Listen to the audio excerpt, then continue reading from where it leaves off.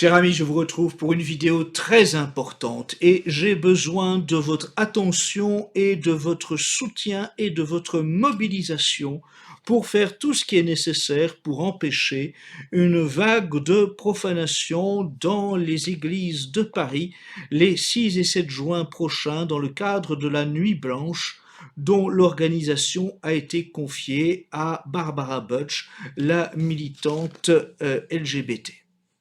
Avant ça, quelques consignes. Je vous demande pour le bien de cette bataille, pour que nous puissions diffuser cette bataille le plus largement possible, que vous preniez en compte quelques consignes pour répandre cette vidéo. Il faut pour cela que vous appuyez sur le pouce levé sous cette vidéo. Cela aidera au référencement de cette vidéo. Il faut aussi que vous laissiez un maximum de commentaires sous cette vidéo pour aider à son bon référencement. Partagez cette vidéo très largement, il est très important qu'un grand nombre de catholiques en France et de par le monde soient informés de cette nécessité de se mobiliser. Cela ne touche d'ailleurs pas simplement les catholiques, je pense que beaucoup de gens qui simplement sont attachés au bon sens comprendront l'importance de notre appel.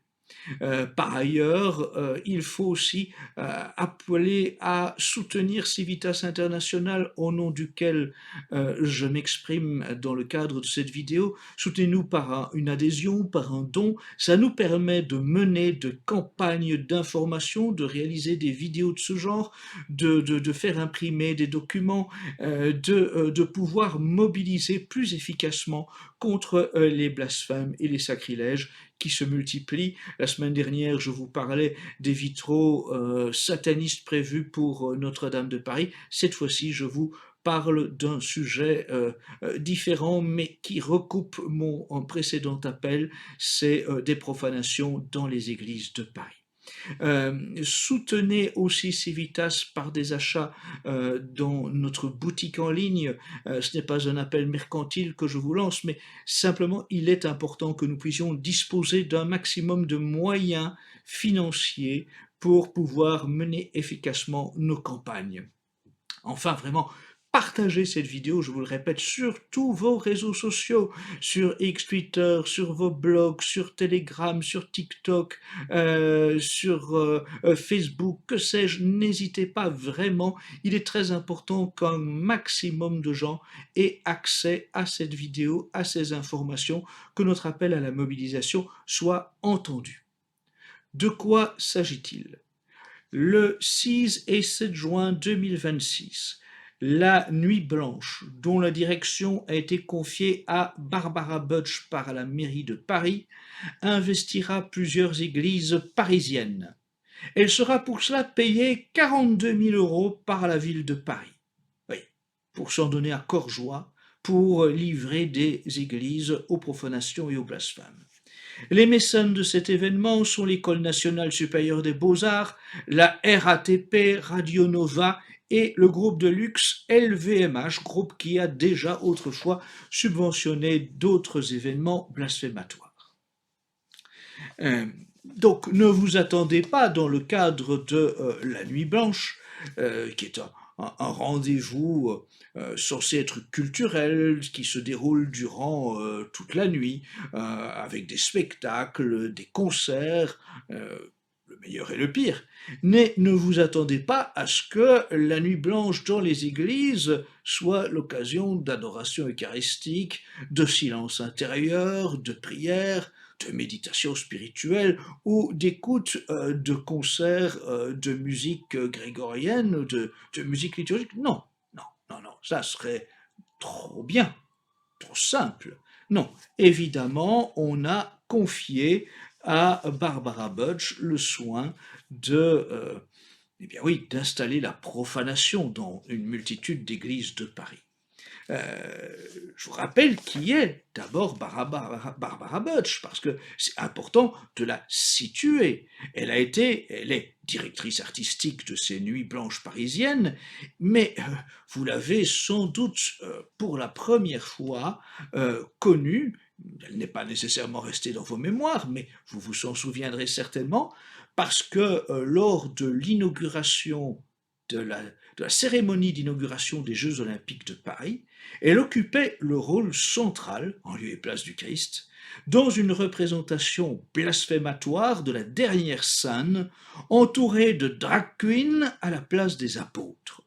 Le tout diffusé sur les écrans du monde entier pour faire de la France la risée du monde et le symbole surtout du blasphème, du sacrilège et du régicide, puisque ça s'était accompagné d'images de la Reine-Marie Antoinette décapitée, la tête sous le bras. Le site Info Vaticana rappelle que cette représentation blasphématoire lors de la cérémonie d'inauguration des Jeux olympiques à Paris en 2024 s'était faite, oui, avec donc l'approbation des autorités. Et oui, il faut rappeler que c'est Emmanuel Macron, n'est-ce pas, qui avait souhaité que cette représentation se déroule. Ensuite, donc, eh bien, Barbara Bush n'a cessé d'être mise au pinacle par les autorités parisiennes. Elle a été faite chevalier de l'ordre des arts et des lettres en 2025. Elle s'est vue confier par Anne Hidalgo la direction donc artistique de ces Nuits Blanches. Et bien sûr, il faut identifier cette personne. Pourquoi lui confier cette nuit blanche? Pourquoi lui confier l'organisation de cette activité des nuits blanches dans des églises en plus? Alors que Barbara Bush est née dans une famille qui l'a éduquée dans la religion juive, que son nom est un pseudonyme faisant référence au lesbianisme, qu'elle a été coordinatrice du pôle LGBT du bureau d'accueil et d'accompagnement des migrants, qu'elle a fait partie du comité de libération et d'autonomie queer, qu'elle a été élue personnalité de l'année 2021 par l'Association des journalistes LGBT, bref, qu'elle n'a absolument rien d'une personnalité qui trouverait naturellement sa place dans l'organisation d'événements culturels dans des églises. Cela va sans dire. Elle est vraiment le symbole du blasphème par ce qu'elle a fait en 2024 aux Jeux Olympiques, mais qui plus est, elle est une militante LGBT affirmée, déclarée, qui évidemment est en contradiction avec les enseignements de l'Église dans ce domaine. Et donc, à quoi devons-nous nous attendre dans les églises les 6 et 7 juin prochains? Eh bien, il y est question de, je cite, réinterprétation symbolique du religieux. Ouais. De transformer des églises historiques de Paris en espace d'expérience sensorielle et participative. Et surtout, de rouvrir le débat sur l'utilisation de lieux sacrés pour des spectacles culturels éloignés de leur finalité religieuse. Tout est dit. Tout est dit. Il s'agit ni plus ni moins que d'organiser des événements, les uns authentiquement blasphématoires, les autres de type New Age ou que sais-je, totalement éloignés de ce que l'on est en droit d'attendre dans des lieux de culte, dans des lieux sacrés. Il faut rappeler que après ce qui s'était déroulé aux Jeux olympiques de Paris, l'Église, l'épiscopat français, avait par communiqué regretté légèrement des scènes de dérision et de moquerie du christianisme. Mais le même épiscopat français laisse des lieux sacrés à la merci de celles dont ils savent le goût pour le blasphème. C'est donc évidemment, une fois de plus, avec la complicité de l'épiscopat français, outre évidemment la responsabilité des autorités politiques de la mairie de Paris, que cet événement profanatoire devrait se tenir. Alors, entrons dans le détail. Parmi les églises visées, il y a l'église Saint-Laurent, dans le 10e arrondissement de Paris. C'est l'une des plus anciennes églises de cet arrondissement. Elle devrait accueillir, je cite, une expérience intitulée Sous la peau du ciel. Selon la présentation officielle de cette expérience, les visiteurs pourront participer en laissant des messages téléphoniques avec leurs désirs, ensuite mélangés avec des sons atmosphériques et des traitements numériques destinés à créer une matière sonore, vivante et changeante. Le projet parle aussi d'une membrane invisible entre les cœurs humains et l'atmosphère et promet de réparer le monde par le son entre la terre et le ciel. Évidemment, on est donc totalement éloigné de toute démarche acceptable pour des catholiques, n'est-ce pas? Tout cela est un discours hermétique, voire ésotérique, qui laisse entrevoir le pire. Outre l'église Saint-Laurent dans le 10e arrondissement de Paris, participe à ces nuits blanches sous la direction de Barbara Butch l'église Saint-Germain l'Auxerrois dans le 1er arrondissement, l'église Saint-Louis d'Antin où on annonce de la musique et aussi de la danse, l'église Notre-Dame des Blancs-Manteaux dans le 4e arrondissement, l'église Saint-Eustache du côté des Halles, l'église Saint-Séverin qui devrait être pour l'occasion un laboratoire sonore mystérieux, l'église Saint-Denis du Saint-Sacrement dans le Marais, l'église Notre-Dame de l'Espérance, la chapelle Saint-Louis de la Salpêtrière, la chapelle de l'hôpital Thénon à Paris et la chapelle expiatoire. Rappelons-le, insistons, une église n'est pas un espace d'expérimentation émotionnelle ni un laboratoire acoustique.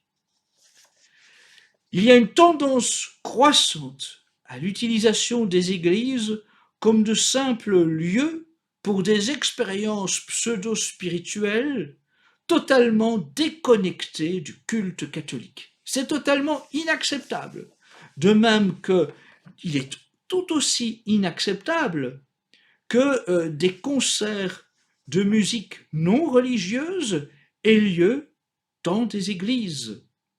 Toute utilisation détournée d'un lieu de culte, lieu sacré, maison de Dieu, en constitue une forme de profanation. Il faut que soit rappelé ce fait-là.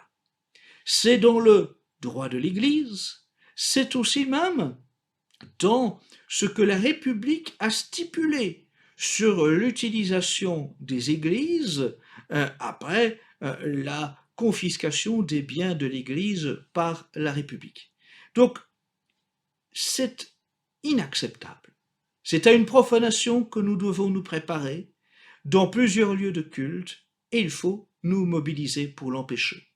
Nous mobiliser, ça ne passera pas par une pétition. Encore une fois, je le répète, dans le cadre de la mobilisation contre les vitraux satanistes prévus pour remplacer les vitraux historiques de Notre-Dame de Paris, comme dans le cadre de ces profanations projetées dans plusieurs églises à Paris les nuits blanches des 6 et 7 juin 2026, ce ne sont pas des pétitions qui vont nous aider à obtenir gain de cause. C'est du temps perdu. C'est uniquement destiné à ce que des associations rassemblent des adresses pour ensuite prospecter pour des adhésions, des appels aux dons. Mais ça ne fera avancer aucunement nos revendications. Non.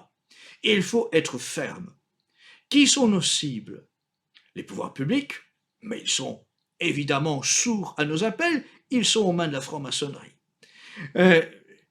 Les autorités religieuses, elles doivent être secouées, elles sont complices. Mais ça ne veut pas dire qu'il n'y a pas de levier de pression sur elles. Et il faut donc que, dans les quelques jours qui nous sépare de cet acte profanatoire les 6 et 7 juin. Il faut que vous vous rendiez dans ces églises, que vous demandiez de parler aux prêtres de ces églises, que vous insistiez pour qu'ils refusent d'être les complices de ces profanations, que vous les sensibilisiez sur le fait que c'est inacceptable, que leur rôle de prêtre est en jeu, que leur mission sacerdotale leur impose de ne pas être les complices de cette profanation. Il faut que vous multipliez les envois de courriers et d'emails et d'appels téléphoniques à l'archevêché. Il faut que les bureaux de l'archevêque de Paris soient submergés d'appels insistants pour lui intimer de refuser d'être le complice de cette profanation. Et puis, il faut que vous utilisiez la prière, mais d'une façon militante, pas simplement la prière chez vous, pas simplement la prière dans votre foyer ou la prière ce dimanche dans l'église où vous vous rendez habituellement. Non, il faut que ces jours-là, les 6 et 7 juin, devant les églises qui sont prévues pour être profanées dans le cadre de ces nuits blanches, il y ait des marées humaines de priants. Oui, il faut que sur les parvis de ces églises, il y ait un nombre important, impressionnant de catholiques, de croyants, qui prient leur chapelet à genoux devant ces lieux pour tenter d'être un mur, un barrage, une protection avant que les organisateurs de ces profanations ne puissent y entrer. Oui, j'insiste, c'est de votre ressort, chers catholiques, qui écoutez cet appel. Vous avez une possibilité d'empêcher ces événements, c'est en vous mobilisant en nombre et en étant vraiment extrêmement nombreux, à genoux, priant sur les parvis de ces églises, bien avant que celles-ci soient livrées aux profanateurs, et de montrer votre détermination. Et par votre chapelet, de réparer les profanations qui, éventuellement, parviendront malgré tout à être faites dans ces lieux saints. S'il vous plaît, ne restez pas impassibles, ne restez pas chez vous quand de telles profanations sont prévues dans quantité d'églises et de chapelles parisiennes, des églises souvent qui ont un passé historique impressionnant. Elles ne peuvent pas être livrées de la sorte à la profanation. Ça dépend de vous, de votre mobilisation. Et faites partager cet appel. Oui, lancez-le autour de vous de toutes les façons possibles. Il faut que vous soyez très nombreux devant chacun des parvis des églises mises en péril par ces spectacles profanatoires. Et puis je m'adresse aussi aux catholiques conciliaires, parce que eux ont encore un autre levier. Je suis catholique traditionnaliste, vous le savez, je ne donne pas le denier du culte à l'église conciliaire. Mais ceux qui écouteront cette vidéo et qui, eux, donnent le denier du culte à l'église conciliaire, eh bien, je leur demande d'entamer la grève du denier du culte.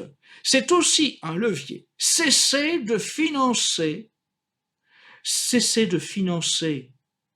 les autorités ecclésiastiques qui se rendent complices de telles profanations. Vous avez aussi ce levier-là, cessez de financer les autorités ecclésiastiques qui sont des complices des profanations. Chers amis, mobilisez-vous, partagez cette vidéo et les jours de ces profanations attendues, eh bien, soyez nombreux sur les parvis pour empêcher ces profanations. C'est du devoir de chaque catholique. Avec le sacrement de confirmation, vous avez reçu la mission d'être des soldats du Christ. C'est votre rôle en tant que confirmé. Eh bien, il s'agit maintenant de le prouver. En avant, mobilisons-nous.